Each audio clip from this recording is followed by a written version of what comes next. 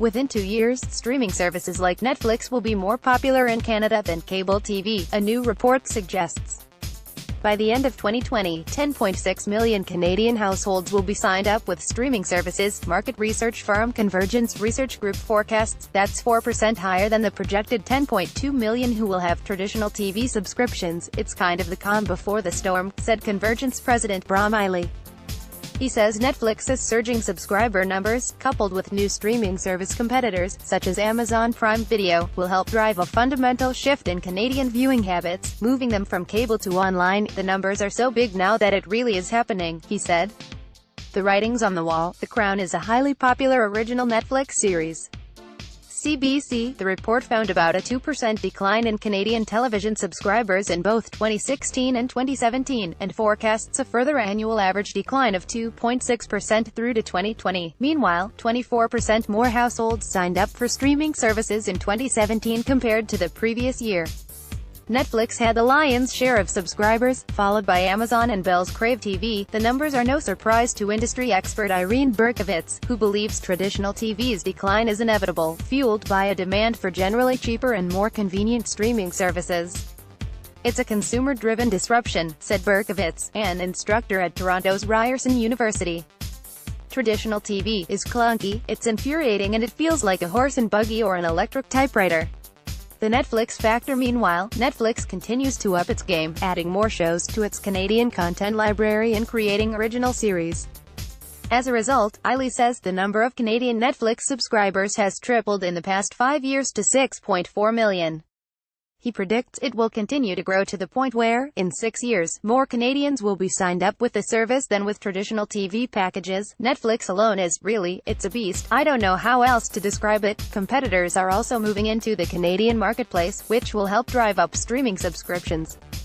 Cast members are shown from the hit Amazon Prime Video series Transparent. Mario Anzuoni, Reuters. Amazon Prime Video launched in Canada in late 2016 and continues to beef up its Canadian content. Other recent arrivals include sports-focused Rogers Sportsnet Now and DAZN, as well as BritBox, which offers British programming. This past week, CBS launched a Canadian version of its all-access streaming app.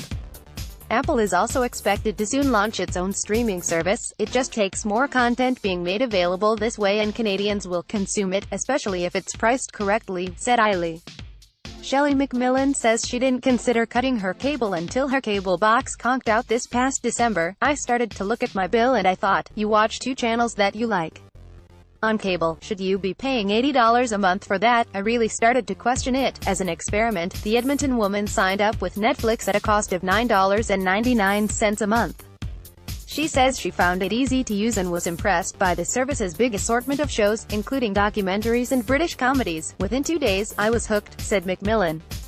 She promptly cancelled her TV subscription. I just don't see cable surviving. Is cable dead?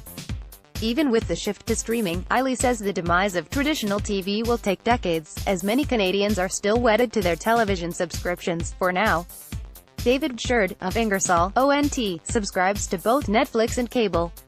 He considered cutting the cord, but hasn't done it yet because he doesn't want to lose access to live sports and news. There's certain things that you cannot get any other way. David Sherd says he's tied to his cable TV for now, but he would consider cutting the cord if live streaming services, similar to what's available in the US, come to Canada.